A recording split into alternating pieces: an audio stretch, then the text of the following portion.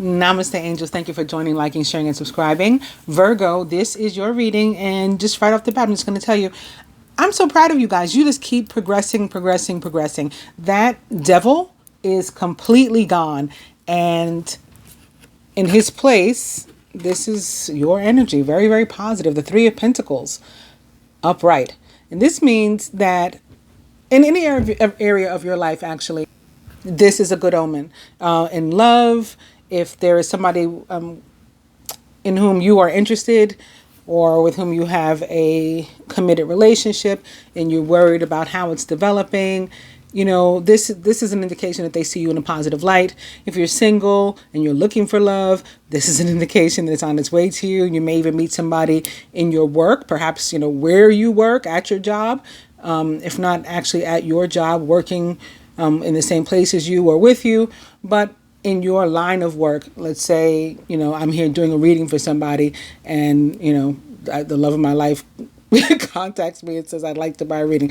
I'm just using that as an excuse. It's not going to happen. I'm not available, but that sort of thing. You're minding your own business at work one day and the love of your life falls into your lap. They're very, very possible. And with the Three of Pentacles, even though it is a three, and threes can be representative of what I call parties of three, and that includes love triangles. In a general sense, the Three of Pentacles is a super positive card, and it is your energy. It is, the earth element.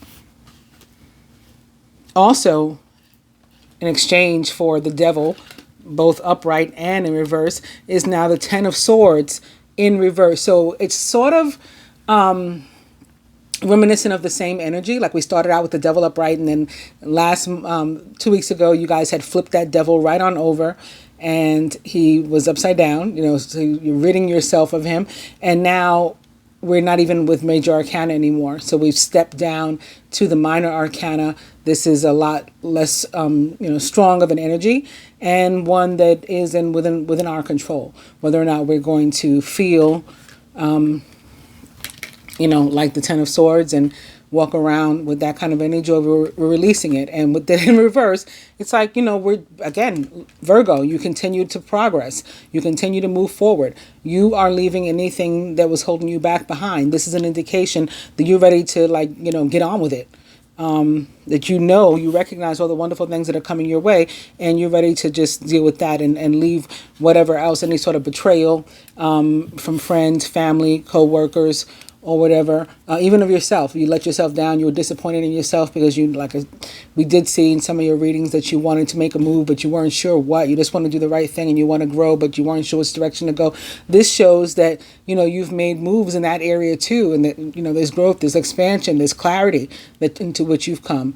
And, you sort of know what path it is you wanted to walk now. And, I'm just proud of you guys. I just commend you on, it's been a month and look how much you've done. You know what I mean?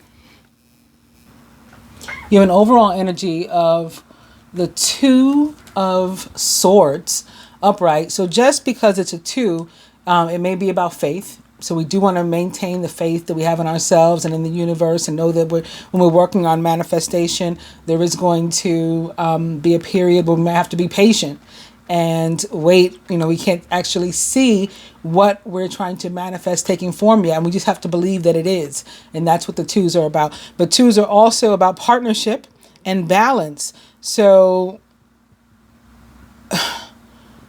where there's a partnership, actually, with the Two of Swords, and this is your overall energy, so I'd say it trumps this one. It's talking about partnerships between two people. It's not talking about potentially parties of three. So that makes me even more so actually think that this Three of Pentacles is a good omen for you, even in your love life. Now, when I picked this up, speaking of movement, and you know what, I first focused when I looked at this, I'm like, look at all that water. Maybe somebody's involved with a water sign. I really had no other reason necessarily to think that you guys are dealing with a water sign. There's really a bunch of swords and air energy here, to be honest, with the exception of maybe this, Freya, which many of the zodiacs are getting this card. And this card actually came up for everybody, for the collective, in my weekly love reading. There's is beginning within every ending. So you may have some things that are coming to an end. Again, you're moving on from past energies and moving towards something new. So beautiful beginnings, being born of something old that may require surrender on your part, with the moon showing up. The moon is all about feminine energy of surrender and getting into those sort of a place where you're open to the universe guiding you, maybe intuitively through mediumship, receiving different messages, syncs and signs, and being willing to follow those. But what I was going to say about the water, when I picked up the Two of Swords, my eyes just immediately went to all this water, but I didn't mention it. I wasn't going to say anything about it. There is a moon here too. In the tarot, the moon represents the sign of Pisces, and Earth's moon actually rules the sign of Cancer. This Freya card reminds me of all three of the water signs for those two reasons, but also because it's so dark and you got the raven there. To me, that speaks of death, which represents the sign of Scorpio. So there may be some water sign that's involved here, but it's further to that. When I picked up that 2 is Major Arcana card 7, the Chariot. All about you being in the driver's seat, in control.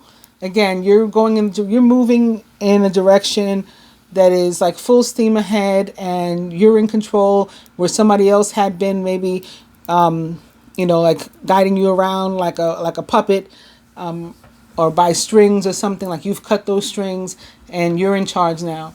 This may have something to do with travel, movement, moving, modes of transportation. All of these can be it could be literal or metaphoric movement, and may involve travel, maybe to visit somewhere or to move, to start fresh or something. The Chariot is also a major card of victory. So this is another recognition of your having triumph over some past things that were holding you back.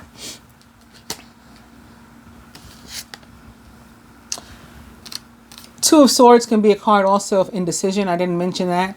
And it's like, it's like if I don't open my bills, I won't have to pay them. Like maybe they'll go away. It's like you're just trying to wait something out. Sometimes it's good. Sometimes we're not meant to necessarily take a move or make a move. That's what the High Priestess believes. She's also a 2. And sometimes she's about a decision that has to be made. But it can be like indecision in the meantime, because she's trying to collect information first and make observations and then make like an informed decision. So if that's what you want to do too, then I think that's a good idea. And that information can be in part, again, what we receive from the universe in the form of intuitive or divine guidance too. So I mentioned Freya and the water energy. You've also got some fire energy here. Ooh, and it may be specifically fire and passion burning in the area of your love life, with the card that's also up right behind this one. But the sun, in real life, the Earth star, the sun, rules the sign of Leo. So maybe there's some Leo energy around here. It is the sign right before yours, so maybe there's some cuspians. My son is a Leo, Virgo. Actually, his birthday is the 22nd of August. That's the first day of Virgo. Open your heart to the enormous growth ahead. And also upright right behind that, love. Love surrounds all of your connections. Move forward positively in all areas of your life. That's very Three of Pentacles. All areas of your life, there's positivity. The Three of Pentacles for me is a lot like Major Arcana card Justice, and it is about abundance that is earned. And abundance comes in many different forms, including love. So whether it's love, money, the material, it's like you deserve this, whether it's been something, actually laborious, some sort of work that you did, physical work on this plane, or it's your karma paying you back, like the laws of cause and effect. You deserve this. And it's going to be involving a brand new path for a lot of you that you never walked before. But the Fool, have courage to embrace change, take risks, and be adventurous. This is a brand new path that you're walking, again, perhaps in love. And for those who are willing to let go of the past, which it looks like the majority of you are, that's why you're getting this key. New beginnings, directions, and adventures await for those ready to let go of the past. We just talked about the adventures, right? Be adventurous, because you've got a brand new adventure that you can walk on if you don't want to hold on to the old funky stuff. And again, the majority of you, if not all of you, don't want to. You want to move on. You may still, and there's an indication of that, have a couple bumps in the road ahead that you're overcoming, stepping over, and that's okay. You're going to make it. You're going to be just fine. Know that you're protected as you face any challenges, but also remain cautious. Okay.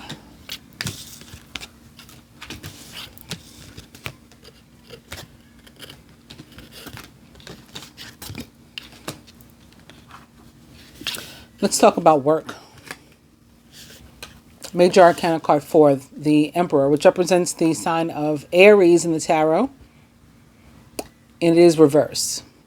The Emperor reverse, as it relates to work, it means that you don't want to work in the traditional sense. You may want to do something freelance. Actually, 3s are about creativity and abundance and coming up with creative ways to make ourselves abundant. So, like using hobbies or different skill sets that we have that we can parlay into some sort of work rather than, sitting behind a desk in a traditional sense. Like my son, he's a Virgo. Maybe this applies to him. He can build computers from scratch. Like he can make you a desktop computer, like these super like Alienware type gaming computers and all that kind of stuff. That's what he does. So he doesn't work a traditional job. He has, he can, but that's not really for him. And that's what this combination is speaking about too. Like, you can work and you know that you need to work. You need income, but you don't necessarily have to work for somebody else or in a traditional setting. So a lot of you are wanting to break free of that traditional setting and go for something else. And I say, do it. Maybe that's your brand new path. Conversely, though, as it relates to finance specifically, either you may find yourself needing to help someone else or maybe seeking a job or finding a job or in a position where you need to help somebody else because you're naturally methodical and you can plan. Or if that Virgo methodology and organization, if you don't have that gene somehow and maybe you struggle with finances, then you need to find someone in your life, and there likely is somebody close to you who can fit this bill, who is methodical and maybe logical. Maybe that's an air sign, particularly logical and stuff, and maybe orderly. It's funny, or maybe another Virgo. Maybe that's why the air is coming, because you guys are ruled by Mercury, like Gemini, and because in general, Earth signs are pretty, systematic and methodical. So if you can find somebody that can help you to like set up a budget or figure out issues with taxes or cash flow so that you're not just like all over the place, that's good. But so either you're needing that person or you are that person right now for somebody else. And that may be a unique job that you can, parlay yourself into, maybe some sort of financial consultant or analyst or something, where you work from home and so you don't have to like go in and punch a clock or something, because I'm feeling that that's really what you guys don't want to do right now. In the areas of love, one of you may be particularly orderly and methodical, and maybe a neat freak, and the other one possibly a slob. It can still work even though you guys are so different, but of course it'll require work. It'll require balance. That may be what justice is about, between the two of you. You have 50-50 effort. And that's what justice in reverse is actually about. I mean, you guys, your justice isn't upright. It's in reverse. And so not only can this be about balance, but where we're seeking it, sometimes we need to acknowledge, like, what am I bringing to the table? What have I done? Rather than coming from a place of just feeling like everything's been unfairly done to you. It's like an awareness of everybody has a responsibility.